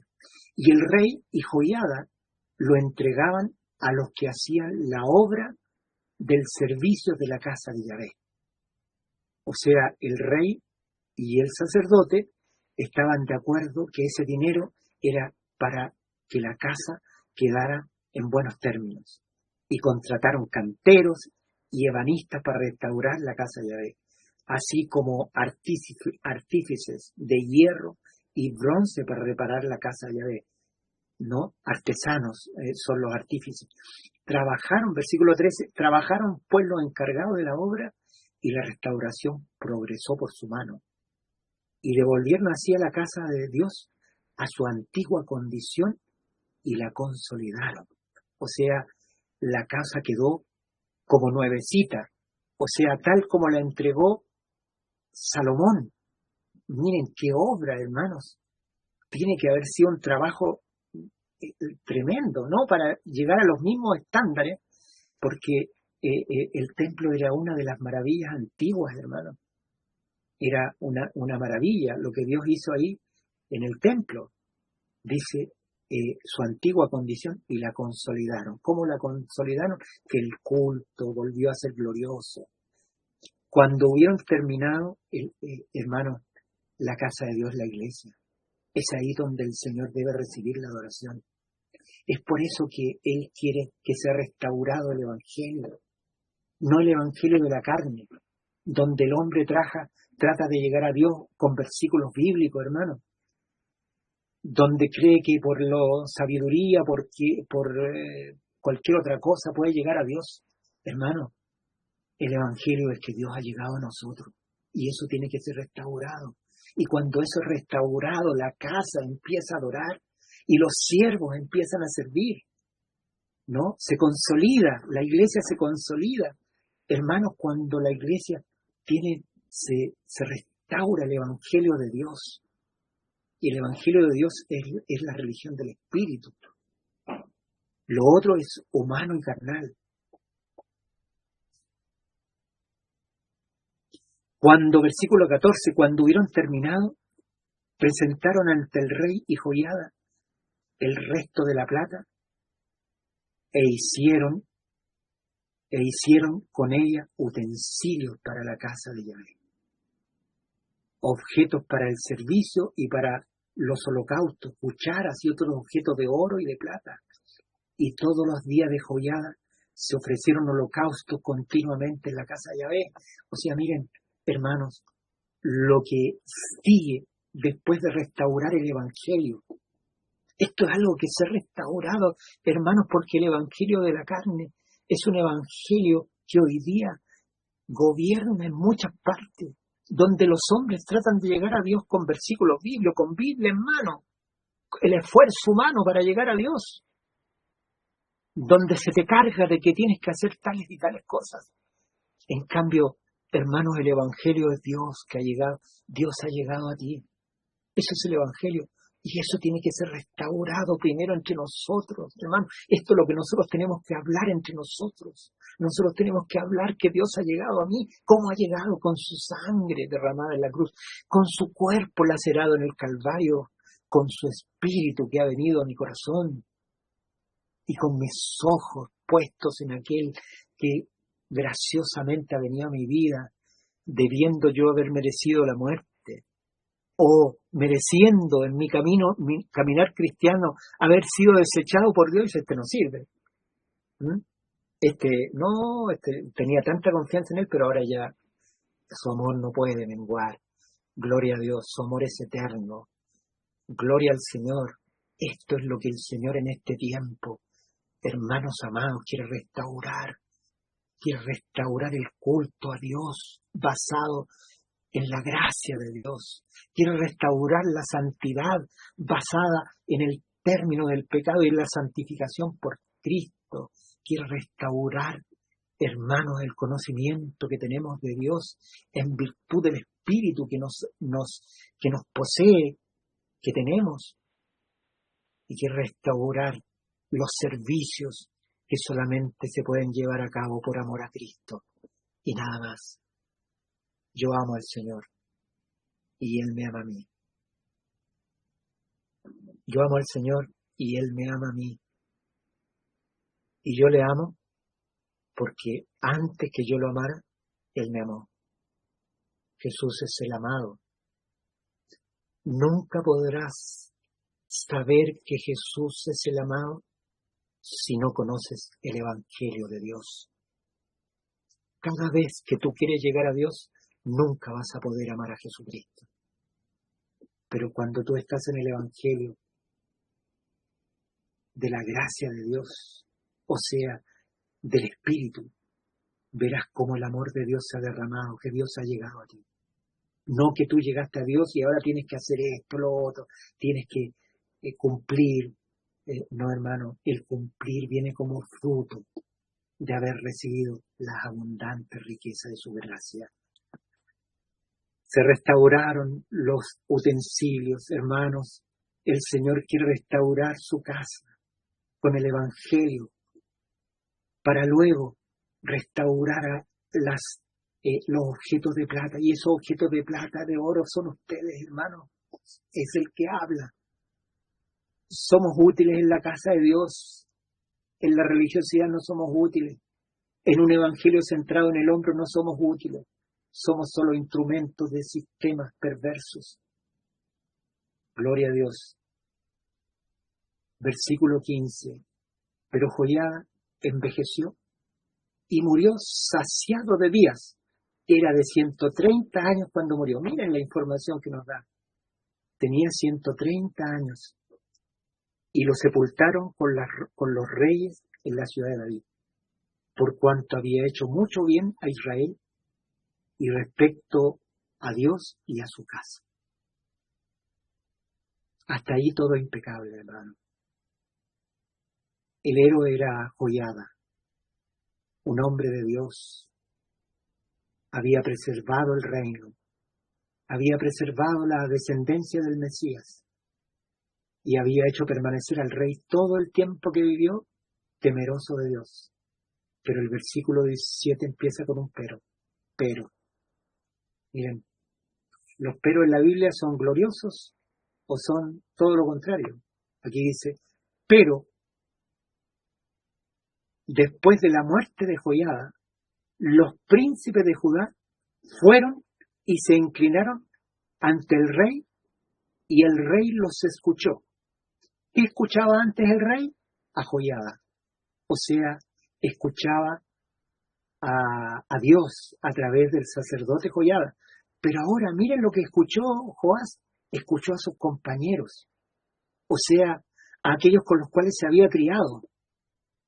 No, ya no, su oído no estaba abierto a Dios, sino que estaba abierto a la opinión pública de aquellos que estaban al lado de él, ¿no? Y el rey los escuchó y abandonaron la casa de Yahvé, Dios de sus padres, y sirvieron a los árboles rituales de acera y a los ídolos. Ese fue el consejo de los que se criaron. Hasta ese momento Joás había escuchado a Dios a través de Joiada, pero ahora había escuchado a sus compañeros y ellos lo llevaron a la idolatría. ¿no? Y la idolatría era muerte, porque iba a venir la respuesta a la adoración de los ídolos. Dice, y a causa de su culpa, la ira cayó sobre Judá y Jerusalén. No obstante, él les envió profetas, que los hicieron volver a Yahvé, los cuales los amonestaron, pero no prestaron oído. Miren el amor de Dios, qué persistente en su amor. El Señor no les mandó profetas para acusarlos, el Señor les mandó profetas para que se dieran cuenta que el camino que estaban tomando era un camino que los iba a llevar a la muerte. Pero dice, pero no prestaron oídos. Y aquí viene algo terrible, hermanos. Versículo 20 dice, entonces el Espíritu de Dios revistió a Zacarías, hijo del sacerdote Joiada, quien presentándose ante el pueblo les dijo, así dice Dios, ¿por qué traspasáis los mandamientos de Yahvé? No prosperaréis, porque por haber abandonado a Yahvé, Él también os abandonará. Pero conspiraron contra Él y lo mataron a pedreadas en el atrio de la casa de Yahvé por mandato del rey. Miren quién era este Zacarías, hermano, era hijo de aquel que había sido benefactor de Joiada, que le había permitido vivir, lo había formado, había gobernado con él. Y cuando su hijo le llama la atención a causa de sus pecados, lo manda a matar. Oh, ustedes han escuchado, hermano, al Señor Jesús, cuando dice, a esta generación se les tomará en cuenta desde la sangre de Abel hasta la sangre de Zacarías, hijo de Joiada. No está hablando del profeta Jeremías, sino que está hablando de este que aquí aparece, Zacarías, que lo mataron en el atrio. Y el Señor Jesús lo menciona en su palabra. ¿Ah?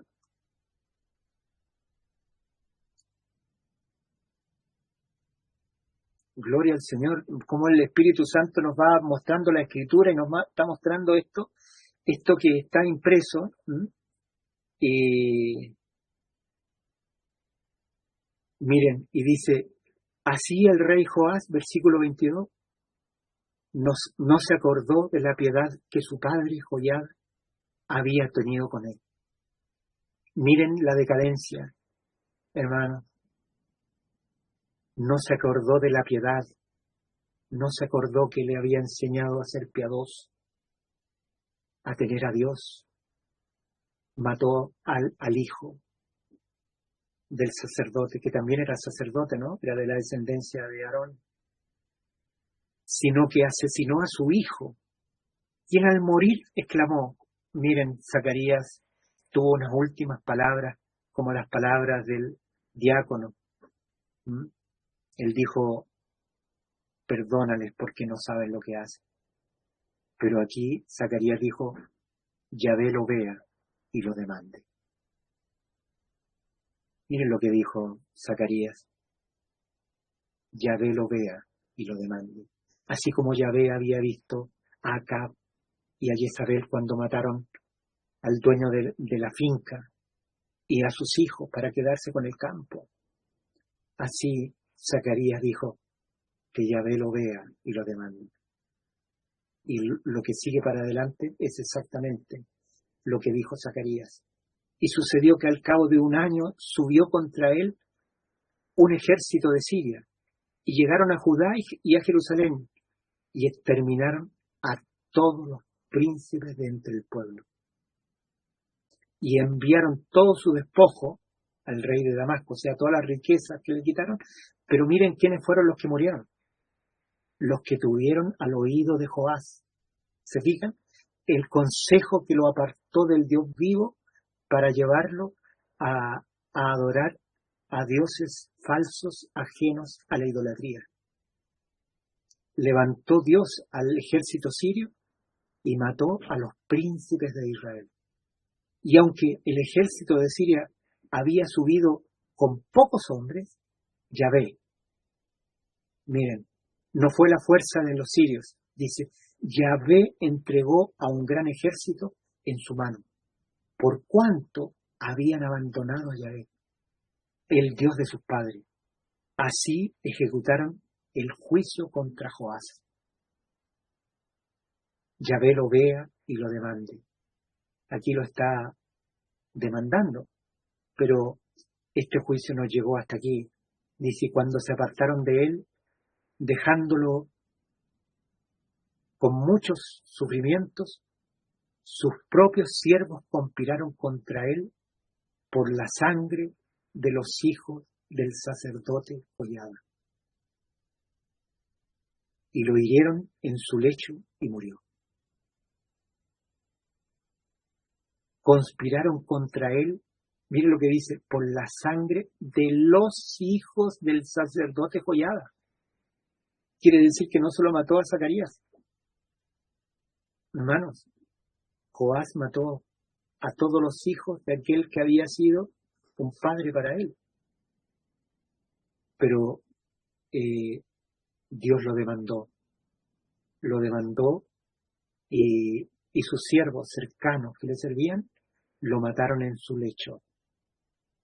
¿Qué edad tenía cuando murió? 47 años. A los 47 años Joás murió, fruto de haber abandonado al Dios vivo y haber seguido el consejo de sus amigos. Y lo sepultaron en la ciudad de David, pero no en los sepulcros de los reyes. Su sepultura fue indigna. Había manchado el propósito que Dios tenía con los reyes, que era salvaguardar el culto a Dios, era su primera responsabilidad. Él había pecado y había hecho pecar a Israel. Y estos son los que conspiraron contra él: Sabat, hijo de Simeat, la amonita, y Josabat, hijo de Simri, la moabita. ¿Quiénes mataron a Joás? Los que mataron a Joás probablemente eran de padre israelita, pero sus madres, hermanos, eran amonitas y moabitas, eran extranjeras. Interesante eso. Y sus hijos fueron 5. Y sus hijos fueron 5 y se acercaron a él los 5. Y lo restante, he aquí está escrito en el relato de los rollos de los reyes, que ya leímos, y reinó en su lugar su hijo Amasías. Estos 5 son los hijos de Joás, ¿no? Y de entre los 5, el mayor probablemente varón fue Amasías. Hermanos, todos los reyes tienen una contraparte en Crónicas, pero a mí me pareció, en las otras oportunidades, no leímos los comentarios de Crónicas, pero aquí me pareció que habían como 3 o 4 cosas que había que profundizar, ¿no? La primera, que Joás sirvió a Dios hasta que murió Joiada. La otra es por qué estaba tan deteriorado el templo a causa de Atalía y sus hijos, ¿no? Y que habían robado los utensilios de la casa de Dios y la habían usado para adorar a sus dioses. La otra respuesta, ¿no?, es cómo murió Joás, y vino como respuesta de él haber asesinado a Zacarías, hijo de Joiada, y no solamente a él, aquí da a entender que mató a todos los hijos de Joiada.